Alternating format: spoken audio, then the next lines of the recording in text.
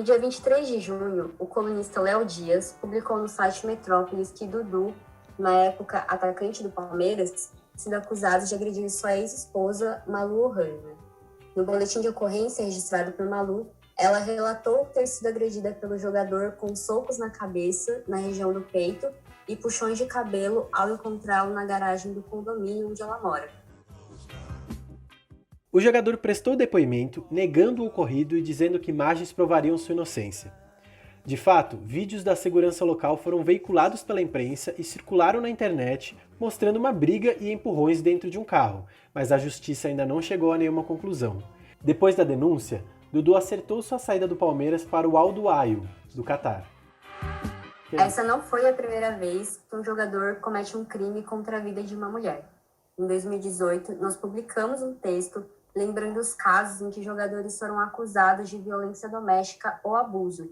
A lista vai de Cristiano Ronaldo a Maradona. Falando um assunto seríssimo agora, o atacante Robinho, do Atlético Mineiro, foi condenado a 9 anos de prisão por violência sexual. Na Itália, ele foi acusado de estupro e condenado por estupro, inclusive ele não pode sair do Brasil. Se ele chega na Itália, ele é preso. Escândalo que ameaça a carreira de um craque eleito 5 vezes o melhor jogador de futebol do mundo. O português Cristiano Ronaldo está sendo acusado de estuprar uma mulher num hotel em Las Vegas, Estados Unidos. La Policía Nacional investiga una posible agresión de Maradona a su novia. A sentença saiu no Dia Internacional da Mulher. Bruno é condenado a 22 anos e 3 meses de prisão por homicídio triplamente qualificado, por sequestro e cárcere privado e ocultação de cadáver de Elisa Samúdio. Qual de vocês aí que é casado, que nunca brigou com a mulher, que nunca discutiu, que nunca até saiu na mão com a mulher, né, cara? Não tem jeito. É briga de marido e mulher, ninguém mete a colher, xará. O jogador de futebol Dudu, de 21 anos, que joga na Ucrânia, é acusado de agredir a mulher e a sogra. A mulher acabou de ter o segundo filho do casal. Não cabe a nós julgar, mas também não podemos agir como se nada disso não tivesse acontecido. Para falar sobre esse tema, chamamos a jornalista Roberta Nina, que é cofundadora do Dibradoras. O meu nome é Gabri. E eu sou a Melry. Esse programa vai ser um pouquinho diferente porque o tema de hoje é mais sério, então a gente resolveu dar uma mexida na casa.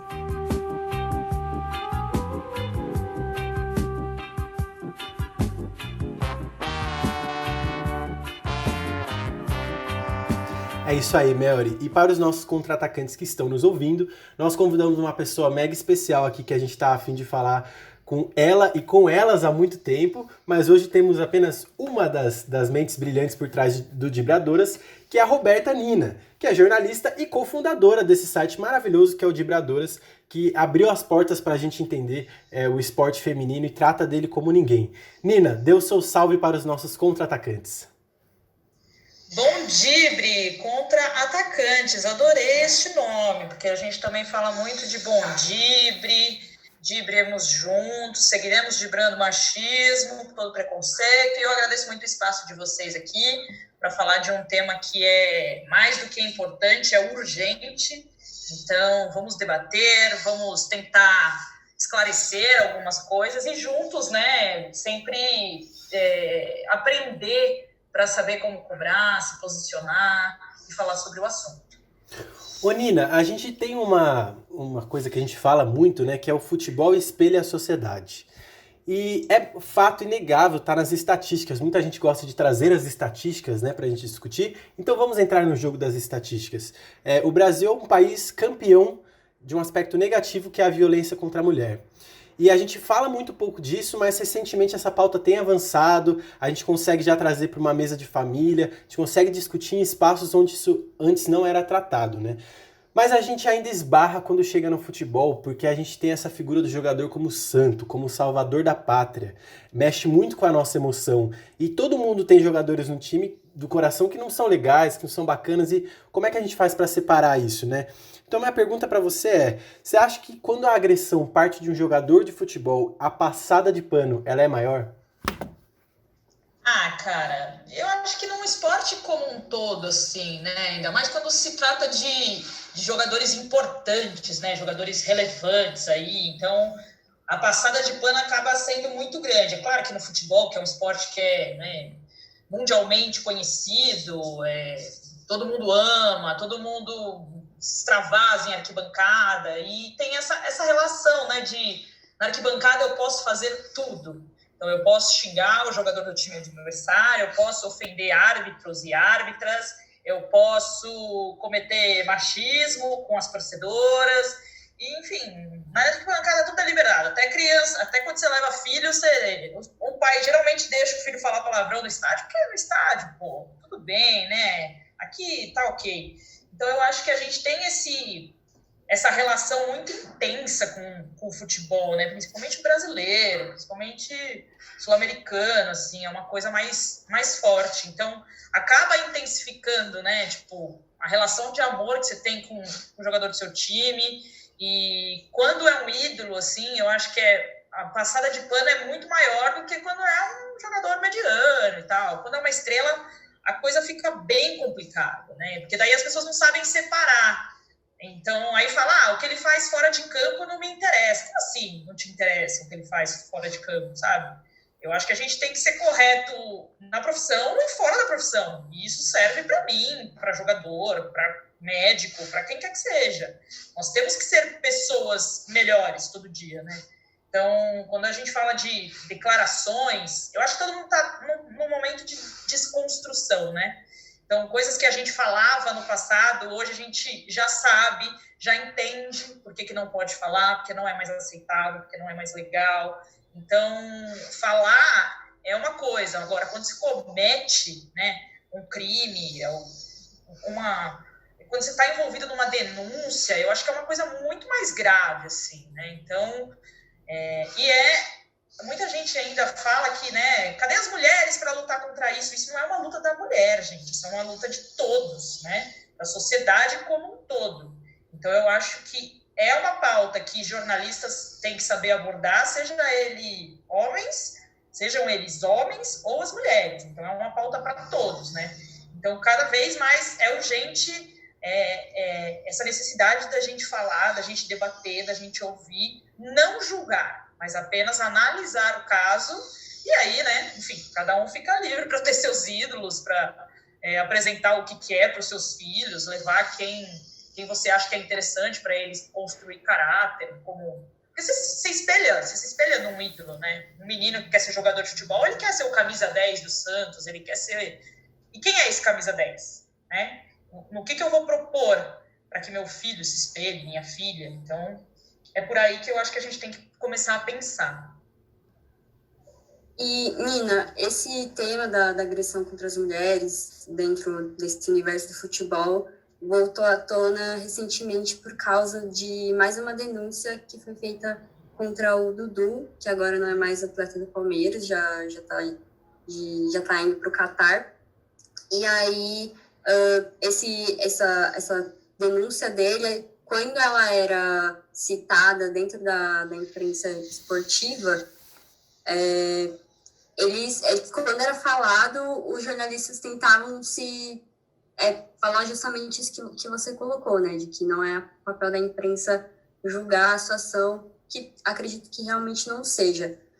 Eu queria saber de você o que você achou da maneira que a imprensa tratou essa situação específica e como você acredita que os jornalistas esportivos devem se portar quando esse tipo de coisa acontece. Não só da questão de não julgar, mas como trazer esse tema para debate e falar disso ali na bancada, para passar para os leitores, para o público. Olha, a gente fez um exercício, né, no de Vibradoras, de comparar como que foi tratado o caso da Elisa Samúdio, né, que foi assassinada, né, o goleiro Bruno está preso também por conta do crime, e outros participantes. Então, a gente já viu uma maneira muito diferente de como a imprensa tratou aquele caso, para como tratou o caso do Dudu, mas ainda assim de maneira muito superficial. Enquanto no caso do goleiro Bruno nossa, era muito chocante, assim, né? A gente relembrou aí de uma entrevista que ele dá falando, né? Quem nunca saiu na mão com a namorada, querendo naturalizar a violência contra a mulher, né? E em momento nenhum, os jornalistas que estavam lá contestaram o cara, né? Do tipo, como assim? Você acha que todo mundo sai na mão com a namorada? Tem alguma coisa errada, né? Então, acho que hoje, se fosse hoje, isso já não aconteceria. Mas eu acho que, principalmente a cobertura esportiva que a gente já está habituada a consumir, e que é feita pela maioria das vezes por homens, eu percebo que, às vezes, eles têm um certo receio, uma certa dificuldade de falar sobre o assunto, justamente por não saber como lidar com isso, né? O que falar, o que perguntar, até onde ir, porque, é claro, a gente está falando aí do caso do Dudu, que ainda não foi, né, culpado de nada nessa segunda vez. Ele é um reincidente, né? Esse caso com essa mulher já aconteceu alguns anos atrás, ele foi condenado, ele foi preso em flagrante, ele pagou fiança, ele cumpriu serviços comunitários, e dessa vez ainda há uma investigação. Então, eu acho que a gente tem que saber... Desculpa te interromper, Nina, mas é só para frisar que ele pagou uma fiança de R$12 mil e cumpriu serviços comunitários. Só. Foi isso. Exato. Então, esse é o valor que se custa para você bater numa mulher e ficar impune, né? Então, estamos falando da esposa dele, ele agrediu também a sogra na ocasião, né? A mulher com quem ele tem 2 filhos. Então, acho assim, essa abordagem fica sempre no cuidado dos jornalistas em não querer julgar. É óbvio que a gente não vai julgar, a gente não tem acesso às informações que estão ocorrendo no processo, mas existe uma denúncia e ela precisa ser tratada como um crime, assim, né? Um crime que pode ter acontecido. Não estou dizendo que tem que ser tratada como um crime, assim, literalmente, mas, assim, é uma denúncia grave. E a gente, em momento nenhum, a gente não pode deixar de aceitar comentários do tipo, essa mulher está querendo aparecer. Claro, vocês acham que ela quer aparecer como uma mulher agredida, como uma mulher que ama o cara, porque a esposa do Dudu declarou publicamente que ainda ama ele, e quer aparecer assim, como uma pessoa que está sofrendo, que está apanhando. Não, gente, a pessoa não quer aparecer. Você quer tratar essa mulher como uma aproveitadora. Aproveitadora do quê? É uma esposa dele, casada com ele há anos, tem 2 filhos. Então, eu acho que o debate tem que ser muito, muito duro da imprensa para educar os torcedores. Porque o torcedor, ele é movido por paixão. Então, ele sempre vai achar que a mulher, quando engravida, quer dar o golpe da barriga, quando briga com o jogador, vai prejudicar o desempenho dele dentro de campo. Então, sempre a mulher é a culpada. A gente já viu até nesse caso do recente, um assunto que não tem nada a ver, mas com a ida do Jorge Jesus para Portugal, até uma mulher foi culpada, né? Advogada, que falaram que por causa dela que ele aceitou ir para o Benfica. Gente, as pessoas têm vontade própria. Estamos falando de homens maiores de idade e que se mantêm e que sabem tomar decisões, né? Não é uma mulher, não é ninguém que vai fazer eles cometerem crimes e tomarem decisões. Então, eu acho que a gente tem que saber muito, deixar claro esse debate, porque é comum a gente sempre culpar a vítima, né? Mas será que ela estava fazendo alguma coisa? Será que ela estava querendo? Será que ela provocou? Gente, não é assim. Então, eu acho que a gente precisa saber debater esse tipo de situação. E uma coisa que eu vi muito na imprensa que me chocava era as pessoas falando, nossa, se o Dudu for embora, o Palmeiras vai jogar taticamente assim, sem ele. Gente, estamos falando de um cara que está indo embora, não porque ele quer, mas porque claramente ele está querendo sair do holofote em que ele está vivendo aqui, e vocês, em cima disso, dessa situação, estão traçando o plano tático que o Palmeiras vai jogar daqui para frente sem o melhor jogador da equipe, sabe? Não tem cabimento. Eu acho que a discussão tem que ir para além disso e melhorar a forma como a gente passa essa mensagem, como a gente faz jornalismo em cima disso. Ô Nina, é muito legal que a gente pode ter essa discussão hoje, porque talvez há 15 anos atrás ela não acontecesse ou ela não fosse ouvida. Então é legal que principalmente a nossa geração está crescendo já com essas pautas. Mas a gente vê que, por outro lado, não rolou muito progresso, porque você citou essa coisa do Dudu ter falado na época foi 2013, se não me engano, que quem nunca saiu na mão com a mulher. O René Simões, no mês passado, falou que tem gente em casa, se você, contra-atacante, estiver nos ouvindo fora da pandemia, respira aliviado, mas nós estamos gravando esse programa dentro de casa, então ainda tá osso. Mas isso não é razão para o René Simões ter chegado publicamente e ter falado, o futebol precisa voltar, porque eu tenho amigos meus que estão saindo na mão com a mulher. Vamos discutir o futebol como um fator social para ajudar as pessoas que estão em casa enlouquecendo. Eu tenho amigos aqui que já se separaram, outros já bateram na mulher, outros batem nos filhos, estão enlouquecendo. Como se isso fosse normal. Então a culpa a culpa dele estar batendo na mulher é porque estamos presos dentro de casa e porque o futebol não voltou. Como é que a gente faz? E de um homem bem crescido, né? Um homem que foi técnico da Seleção Brasileira Feminina e que sempre foi apontado como tendo feito um grande trabalho, como sendo um cara de referência. Como é que fica o torcedor para separar o futebol do atleta, nesse caso, quando figuras como René Simões falam coisas assim? É aquilo que eu falei no começo do programa, né? Todo mundo está se desconstruindo, né? E a gente está falando do René Simões, que sim, é um cara mais velho, é um cara crescido, mas ele vem de uma outra geração. Então, acho que para essas pessoas é mais difícil o processo de desconstrução do que, sabe, para mim, para você, para Maria Tereza. Então, é mais complicado. A gente tem uma mente mais, né, capaz de... Porque a gente está vivendo num mundo que tudo está se movendo. Eu falar de certas coisas com meu pai, até hoje, eu não consigo, gente. Tô falando com um cara de 74 anos, sabe? Que veio de uma geração... Já foi criado assim, cresceu assim, se desenvolveu assim, passou os valores dele para mim, mas eu consegui, né? Pensar de uma maneira diferente. Então, eu acho que no caso do René Simões, ele foi completamente infeliz. Ele percebeu que ele foi infeliz. As pessoas começaram a cobrar ele disso.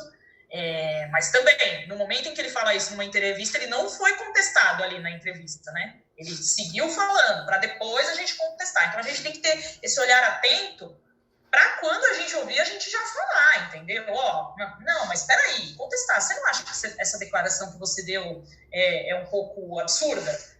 Mas depois ele viu o que ele falou e ele viu que ele foi machista, mas a gente está falando de um cara de uma geração muito mais para frente, né, mais antiga que a nossa. Então, o processo de desconstrução é mais lento. Mas, claro, cabe a gente também se manter vigilante e a pessoa que comete esse deslize também tem que estar disposta a enxergar que ela pisou na bola, a gente pedir desculpas. Quantas vezes, até mesmo a gente no Vibraduras já abordamos temas de maneiras equivocadas, estamos aprendendo e estamos pedindo desculpa. Eu acho que o pior é aquela pessoa que diz, as pessoas veem maldade em tudo, o mundo tá chato, eu já não posso mais falar esse tipo de coisa. Então, assim, esse tipo de reação é a pior possível.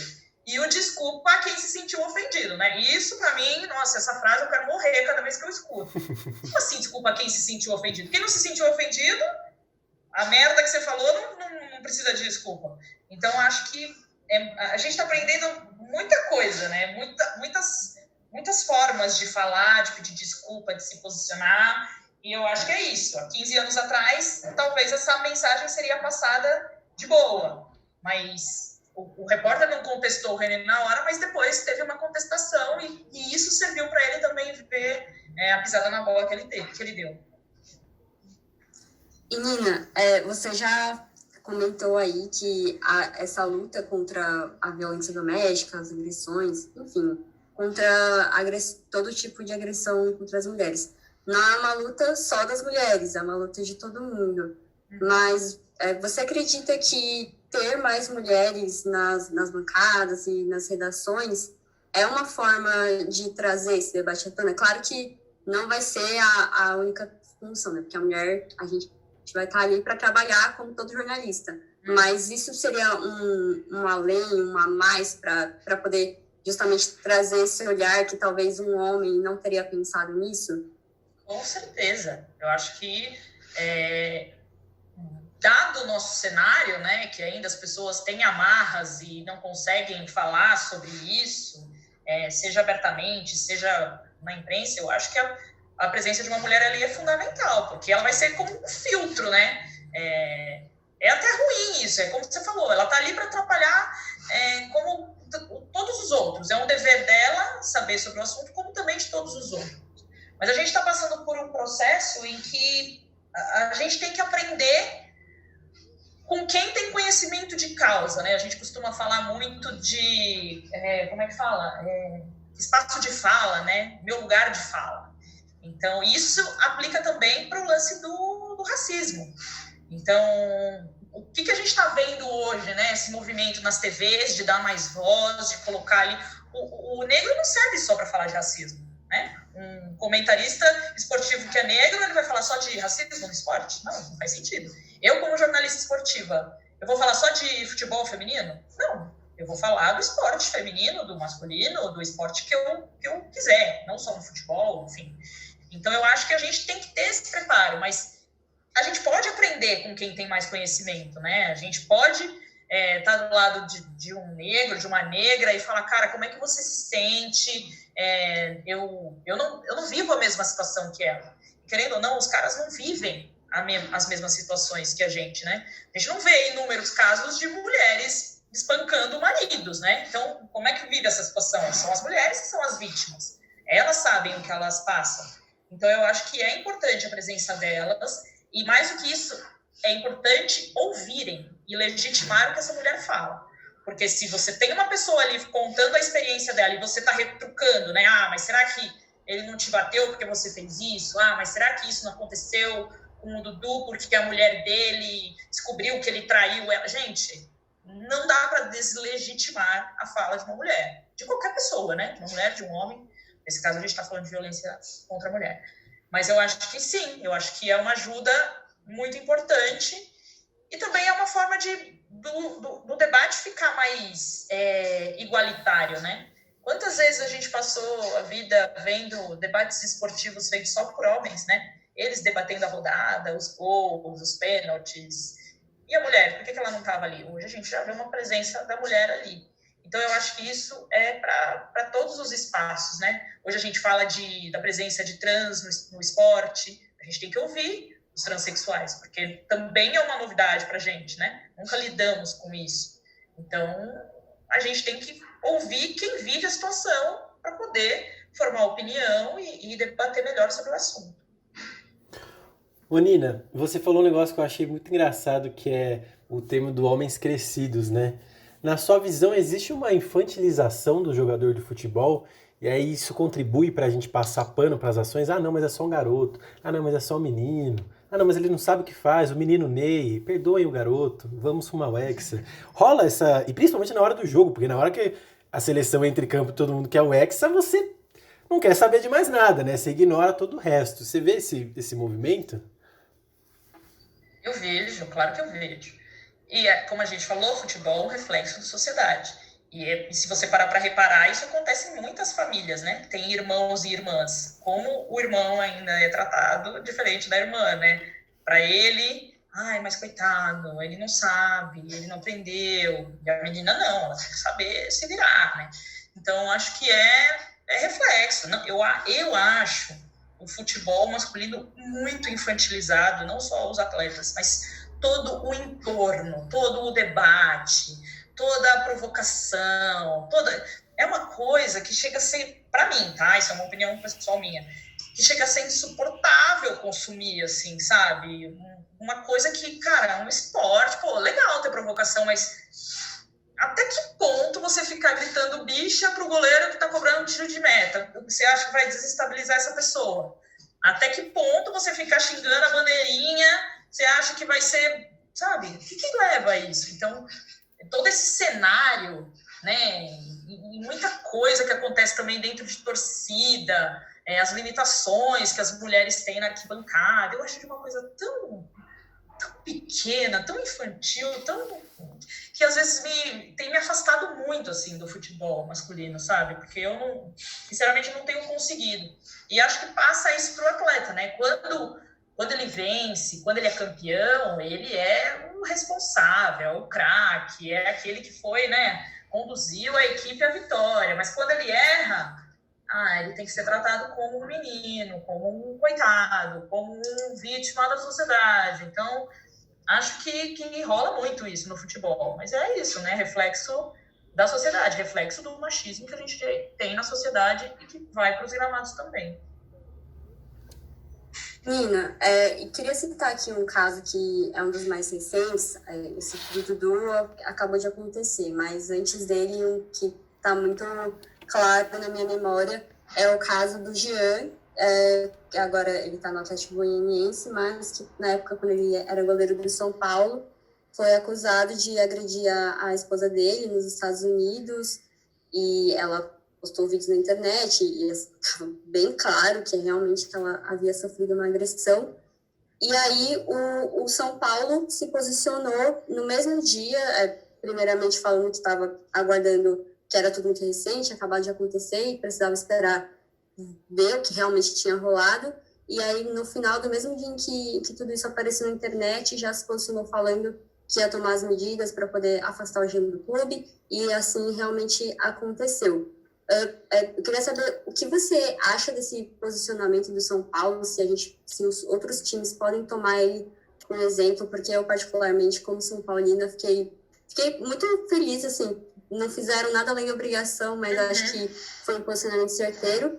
E assim, quando esse tipo de coisa acontece em outros clubes, o que você acha que eles devem fazer que vá além desse posicionamento de só lançar aquela nota de não aceitamos violência, somos contra o preconceito, que foi uma coisa que o Palmeiras fez agora, dessa vez com o Dudu, algo que vá além disso até para prevenir que esse tipo de coisa aconteça ali com seus jogadores e com seus outros funcionários?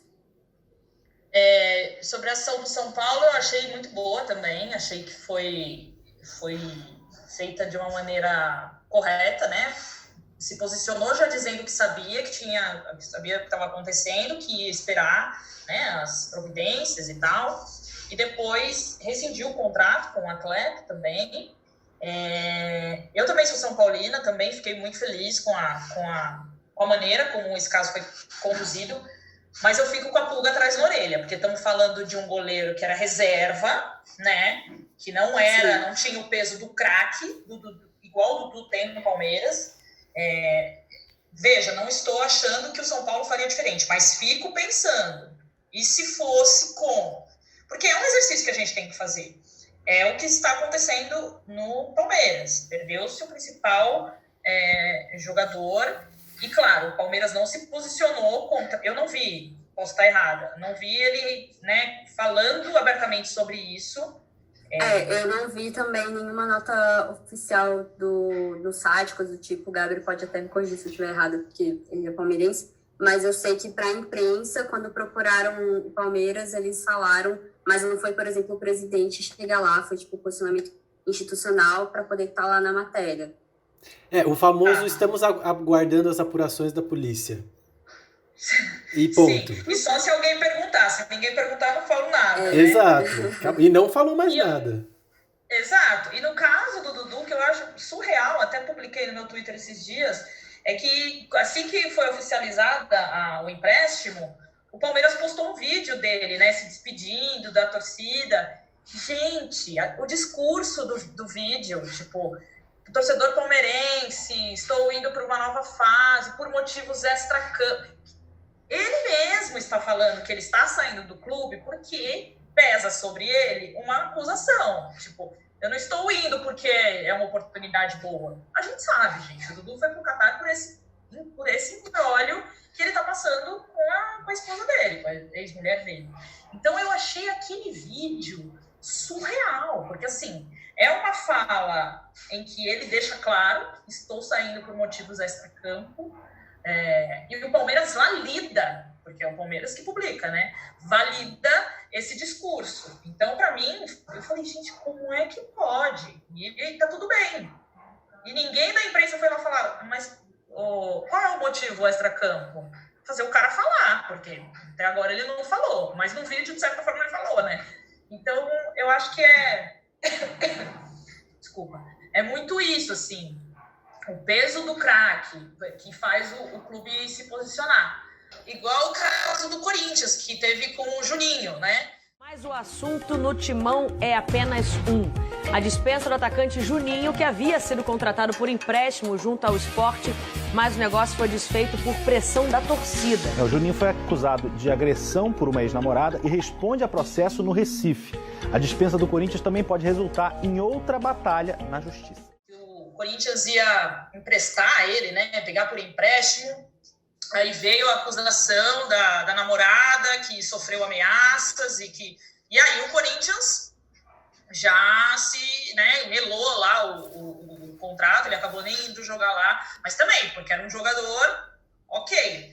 Mas a gente tem exemplos de jogadores, né, tops, que têm denúncias, e não estamos falando só de futebol, você tem isso na NFL, você tem isso no golfe, com um dos maiores golfistas aí de todos os tempos, você tem denúncias com Cristiano Ronaldo.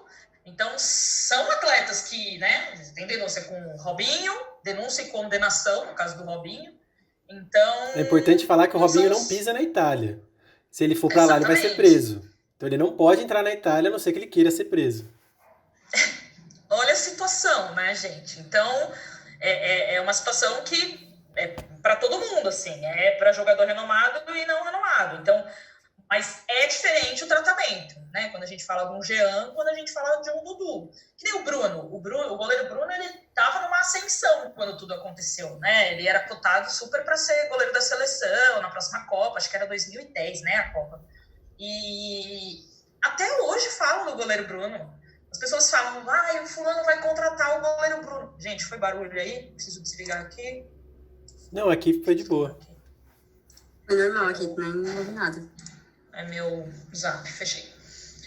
E na época, as pessoas falam até hoje de contratar o goleiro Bruno. Gente, como é que você vai contratar um goleiro que está 10 anos preso, não tem preparo físico? O que o clube que fala em contratar o goleiro Bruno quer? Ele quer holofote, né? Ele não está preocupado com sua reputação, ele não está preocupado com a pessoa que ele está contratando e ele quer holofote, porque assim...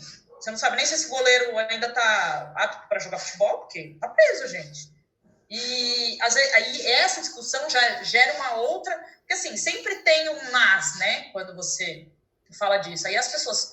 Mas você não é a favor de ressocializar as pessoas que foram presas e tal? Gente, é óbvio que somos a favor disso. Mas a gente está falando de uma profissão que ele exercia, onde ele vivia... em holofotes, onde é exemplo, onde ele pode ser ídolo de crianças, sabe? Então, assim, quer ser ressocializado? Pode ser ressocializado. Vai ser treinador de goleiros, vai trabalhar, fazer educação física, trabalhar de alguma outra forma, ou outra profissão.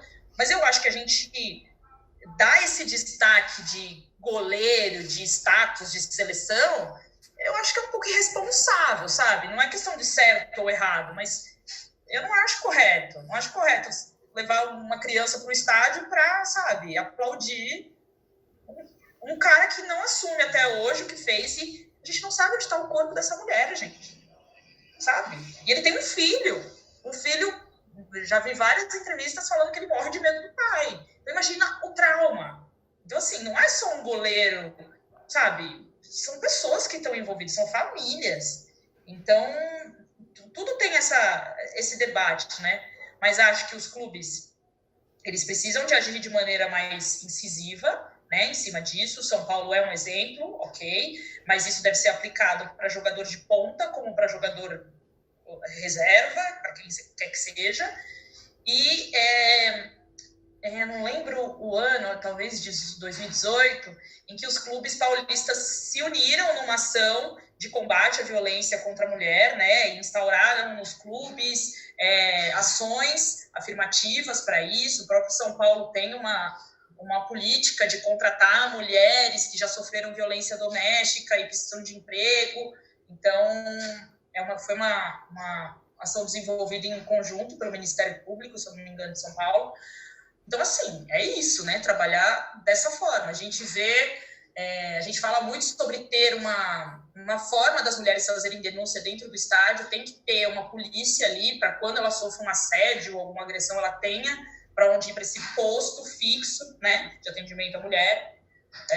A gente vê muito o Bahia também fazendo ações afirmativas em torno de diversos temas, que é um exemplo, é um clube exemplo, e claro que torcedores do Bahia também fazem ressalvas a um monte de ações, mas pelo menos ele se mostra, né, como um clube que está apto a tomar providências em caso de assédio, de machismo, de preconceito.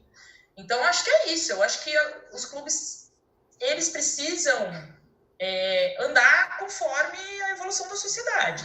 Só que a maioria dos clubes são presididas por homens brancos, ricos, acima de 60 anos, que já tem aquela outra mentalidade e que também precisa ser desconstruído, entendeu? As mulheres, infelizmente, não estão na gestão dos clubes, seja no futebol ou seja em outros cargos dentro de um clube poliesportivo, mas, né? Então é aquilo que a gente fala, cadê as mulheres aqui para fazer essas pessoas enxergarem? Até para fazer futebol feminino dentro dos clubes é uma luta, minha gente, imagina, para, sabe, abordar tema de assédio, de machismo. A gente ainda está anos-luz, assim, para esse tema virar, para ter força mesmo, eu acredito. Inclusive, só queria fazer um adendo. Hoje eu tô cheio dos adendos, mas é porque você citou o caso do Bruno, na época que o Boa Esporte estava tentando contratar ele, né? E eu lembro de ter visto um vídeo nas Vibradoras que a Renata Mendonça falou sobre... ela levantou questionamento, né? É legal ressocializar os presos, e sim, é uma bandeira nossa, fora do futebol, inclusive, para a sociedade. Mas vai lá no Boa Esporte, pergunta qual é o trabalho de ressocialização que eles fazem. Ou se é a primeira vez que eles querem começar a fazer isso. Então, assim, a gente tem que prestar atenção nas nuances, né, da história e não simplesmente pegar e sair defendendo com o primeiro argumento que você vê, porque você acha que o Bruno vai ser um bom goleiro para o seu time, né? Essa é a famosa passada de pano que estamos discutindo aqui hoje. Exatamente, era isso, né? O mas, né? Mas é a passada de pano, amigo. Quando eu postei esse negócio do Dudu, eu nem falei nada, eu só falei, gente, como pode o Palmeiras? Olha o discurso, estou chocada com o discurso dele, com a validação do clube. E aí já veio um cara, mas ele está indo embora porque a mulher fez um inferno na vida dele. Eu falei, e o inferno que ele fez na vida dela? Batendo, porque eu tô me baseando, obviamente, na primeira vez que foi comprovado. Nessa daqui, temos uma acusação de lá e de cá, que ainda está em processo. Mas assim, que inferno que essa mulher fez? Ai, coitado desse homem, né? Um inferno na vida. Ele é uma vítima da sociedade. Ele é oprimido demais, esse macho. Meu Deus do céu. Então, assim, sempre tem esse mais. E aí eu fico, gente, quando que a gente vai falar da vítima? Quando é que a gente vai falar da pessoa que está sofrendo? Entendeu? Ai, as mulheres agora querem o nosso espaço. Gente, ninguém quer espaço de ninguém. A gente só quer respeito.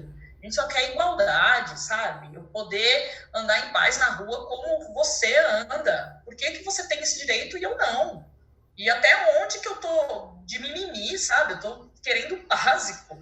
Então, essas discussões me irritam um pouco. E o problema é que o Vibradoras, ele nasceu justamente para, né, acabar com isso e, tipo, provar várias coisas que, tipo, não é assim. Mas, gente, a gente fala há 5 anos sobre isso. Daqui a pouco eu tenho o texto pronto para tudo, porque já acontece toda semana alguma coisa. Então, eu vou pegar já aquele texto que já fiz há 5 anos atrás e pôr para a pessoa ler de novo, porque, sabe, é um processo de conscientização que leva tempo, eu sei disso. Mas, sabe, hoje a gente tem internet, hoje a gente pode ler, hoje a gente tem mulheres de destaque aí, mulheres trans falando sobre isso, mulheres negras falando sobre isso, sabe? Então, não tem mais desculpa. Não tem mais desculpa para você usar termos que não são mais corretos, que não são mais aceitáveis. Não tem mais desculpa para você tratar assédio como a culpa da mulher, sabe? A culpa da roupa, a culpa do batom. Isso é do século passado, não dá mais. Melry, você tem alguma pergunta para a gente fechar aqui? Estamos caminhando para o final já. Eu acho que eu tenho só um comentário a fazer em relação aos clubes que contratam esses jogadores, pensando ou não nesse discurso de ressocialização, de que eu não me lembro do São Paulo ter contratado algum jogador que tenha passado por isso, mas eu penso no caso do Atlético Goianiense, que é para onde o Jean foi. Que, cara, se eu fosse torcedora do Atlético, eu me sentiria, tipo, puta, mano, o meu time do coração está cagando pra mim, porque, assim, o caso do Jean especificamente foi pouquíssimo tempo depois que ele foi pra lá. E eu não me lembro de ter ouvido esse discurso que foi feito com o Bruno, de ressocializar, e independente de ter acontecido com o Bruno ou não. E assim, como que um time não pensa nesse tipo de coisa, sabe? De que tem mulheres que torcem para ele também, e aí chega em março, no Dia da Mulher, e distribui rosas. E tipo, mano, vocês estão ligando pra nossa vida, sabe? O caso da Elisa, eu fico muito... me dói muito, porque o quanto a vida dessa mulher continua sendo desrespeitada, sabe? Ela e a família dela nunca vão conseguir descansar. O Bruno, até outro dia aí, foi contratado como garoto propaganda de uma marca de ração de cachorro. Tipo, gente, sabe? E a gente não tá falando sobre isso, sabe? A gente não vê esse tipo de coisa, porque isso é muito absurdo. E eu me sinto como torcedora, como uma pessoa que gosta de futebol, mesmo não torcendo para times nessas situações, e se isso acontecesse com o meu time, eu ia ficar extremamente revoltada, porque é um desrespeito muito grande, sabe? Não, um ódio contra a vida das mulheres, e é aquilo que a Nina falou, a gente só quer poder sair de casa sem ter medo de que alguma coisa vai acontecer com a gente, sabe? É uma coisa muito simples, e que não é mimimi, não é... E eu fico muito mal de ver pessoas, principalmente homens, já nesse discurso de defender o jogador como se estivesse defendendo a sua própria honra. Sei lá, é muito maluco que a gente ainda tenha que discutir isso, mas é muito triste ver que as pessoas não falam sobre isso na intensidade em que a gente devia falar, porque é um problema muito sério, sabe? A gente está falando de assédio, a gente está falando de agressão, a gente está falando de feminicídio. Isso pode acontecer comigo, pode acontecer com a mãe de quem está ouvindo, o pai e mãe de quem está ouvindo, e a gente não está falando. Então, sei lá, só queria deixar essa colocação final. Mas isso cai naquilo que a gente estava falando, assim, né? Tipo, o clube de futebol, ele precisa enxergar a mulher como torcedora, como parte daquilo, entendeu? Há quanto tempo? Hoje está diferente, mas há quanto tempo a gente vai comprar uma camisa de futebol e não tem tamanho feminino, né? Por quê? Porque as pessoas que cuidam disso no marketing, na direção dos clubes, não tem uma mulher ali para falar, oi, eu também quero vestir essa camisa e eu não quero comprar a P infantil porque eu sou pequena, sabe? Eu não quero, sei lá, comprar a GG masculina porque eu sou gorda, não tem isso.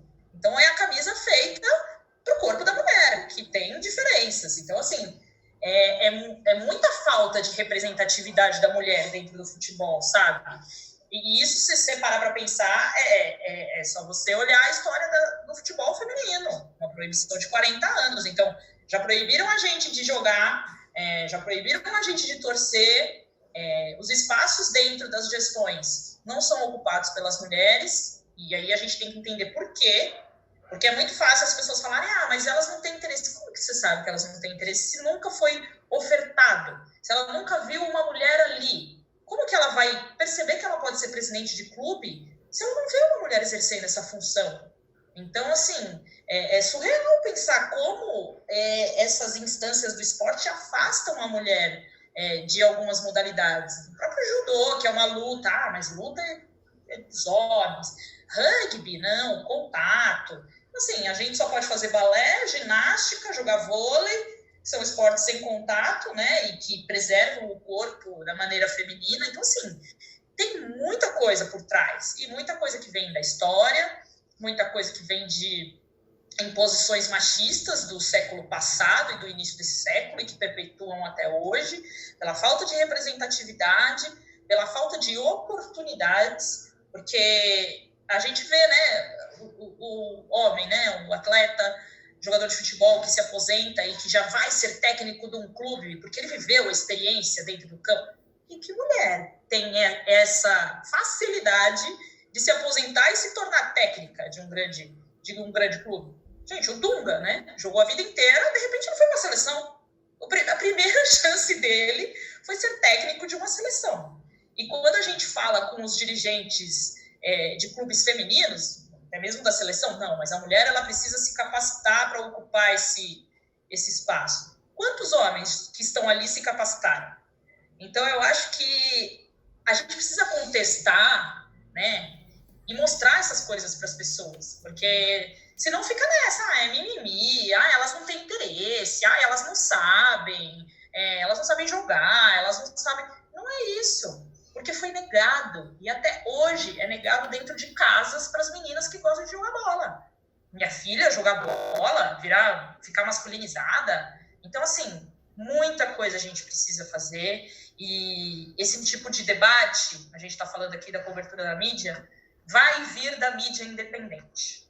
Raramente isso vai ser tratado na mídia tradicional, porque existem, né, muitos feudos também dentro da imprensa tradicional. Então, a pauta é de fora, né, da gente de fora para dentro, para fazer essas pessoas também falarem por que você não questionou, por que você é repórter, fez uma matéria e só ouviu o lado do agressor e não de quem foi agredido. Então, é uma cobrança da sociedade, né? A gente, jornalista independente, e da sociedade. Então, é uma mudança que vai chegar lá, já tem chegado na grande mídia, mas que por muito tempo e ainda em certos casos deixa muito a desejar. Legal, Nina, muito obrigado por ter falado com a gente hoje aqui, por ter dado o seu ponto de vista sobre o assunto e por estar aqui somando com a gente para ver se a gente consegue somar mais vozes, né, mais força para a gente debater isso. Mas antes de você ir embora, a gente tem uma prática aqui no Contra-Ataque, é pegar o nosso convidado de calça curta e pedir uma dica cultural para os nossos contra-atacantes que estão em casa poderem acompanhar algum livro bacana, alguma série, algum filme. Não precisa ser de futebol, pode ser do esporte, pode ser do que você quiser. Então... Eu vi... vou dar algumas dicas aqui, deixa eu pensar. Acho que a gente precisa falar mais sobre essas pautas urgentes, né? Machismo, racismo, desigualdade de gênero, transfobia, LGBTfobia. Então, eu acho que eu vou deixar aqui... acho que a gente tem que ler muito o livro da Djamila Ribeiro, né? Pequeno Manual Antirracista, para a gente ser antirracista antes de qualquer coisa. E ela fala muito bem sobre isso. A gente fez uma live com ela no Vibradores que foi uma verdadeira aula. Então, é uma mulher negra aí que tem figurado no topo aí das vendas de livro. E não é à toa, isso mostra que as pessoas também estão buscando aprender mais sobre o tema. E eu vi uma série na Netflix que é The Mask You Live In, que fala muito sobre o machismo tóxico que muitos homens passam desde a infância. Então, eu acho que quando a gente fala de esse cara é machista, mas também a gente tem que compreender como ele foi criado, né? Como ele herdou muita coisa de um comportamento que já é ultrapassado. É claro que é um dever dos homens também exercitar seu antimachismo, e entender também a diferença, né, de feminismo, de machismo. E eu deixo essa dica aí porque eu acho que é importante para eles também olharem e perceberem, cara, tem coisas que eu vivo parecido e que não é legal, fui oprimido por anos, por não poder chorar, por não poder ser como eu gostaria de ser, não demonstrar meus sentimentos, o bullying que existe muito entre grupos de homens, né? Maneira como um gosta de zoar o outro. Então, acho que eu deixo essas duas dicas aí. E acho que é isso, gente. É a coisa mais recente que eu tenho lido, assim. E tenho buscado ler também. Eu gosto muito de ler livros e tenho buscado ler livros mais escritos por mulheres, assim. E depois que eu comecei a ler muito escritoras, né? Eu não consigo mais ler livros escritos por homens, porque eu vejo muito uma diferença de linguagem, na maneira de contar certas coisas. Então, acho que a gente tem que se propor a ouvir mais também e ler mais mulheres. Acho que é isso. Melry, o que você separou pra gente? Gabriel, minha dica de hoje tem a ver com o nosso programa. A minha indicação é que nossos ouvintes possam acompanhar o trabalho da Agência Patrícia Galvão. É um site, Agência Patrícia Galvão, sem o tio.org.br, que é um site de uma ONG que luta pelos direitos das mulheres e que tem muito material sobre todo tipo de questão relacionada a esse universo. E aí eu deixo uma dica específica relacionada a essa agência, que é o livro Violência Doméstica e Familiar contra a Mulher, um problema de toda a sociedade, que foi publicado em conjunto com a Paulinas Editora, e que fala sobre essas questões e como as mulheres podem sair, né? Porque muitas vezes quem está passando por esse tipo de coisa não sabe muito bem o que fazer, e não só da agressão física em si, mas abuso psicológico também. E deixo também aí como, não sei se é bem uma dica, mas um aviso para que, se alguma mulher que estiver ouvindo a gente estiver passando por esse tipo de situação, principalmente nesse momento de quarentena, que os números mostram que os índices de violência doméstica têm subido bastante, de que procurem ajuda, não fiquem caladas. Tem um número que é oferecido pelo governo, que é o 180, para ligar, que é a Central de Atendimento à Mulher, e aí lá eles orientam sobre os direitos e, enfim, o que fazer. E para que, se você não está passando por esse tipo de coisa, mas conhece alguém que está passando, ou, sei lá, tem ouvido alguma coisa dos seus vizinhos, que também não se omita, que haja, que briga de marido e mulher, se mexe a colher sim. E acho que é isso, para que a gente realmente possa combater esse problema na prática. Bom, as minhas dicas culturais são curtinhas, é praticamente uma lição de casa, na verdade, que é o que baseou a gente a fazer esse programa aqui. Que a primeira delas é um texto da Melly, que ela escreveu para o Contra-Ataque em 2018, O Agressor de Mulheres Joga no Time ao Lado, em que ela relata vários casos de jogadores que foram condenados ou não foram condenados, ou rolou uma passada de pano geral para a agressão que eles fizeram. E eu acho muito importante, porque tinha casos como, por exemplo, do técnico Cuca, ainda jogador, e que eu não tinha a menor ideia disso, e amava ele no Palmeiras, e aí depois, quando a gente descobre essas coisas, começa a repensar nossas atitudes. E o segundo é o texto que a Renata Mendonça escreveu para a Folha, que é o caso Dudu é chance de estender debate sobre violência contra a mulher.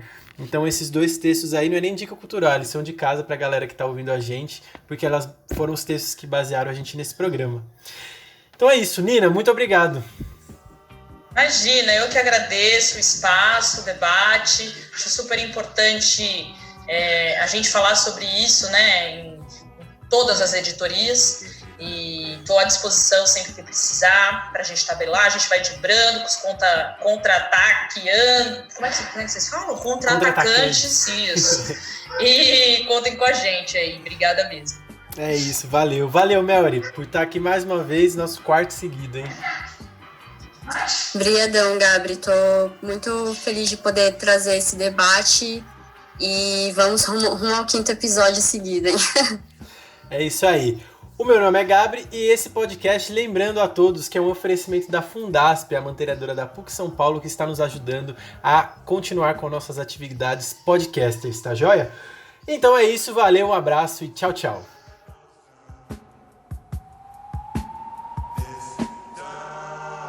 It's coming like a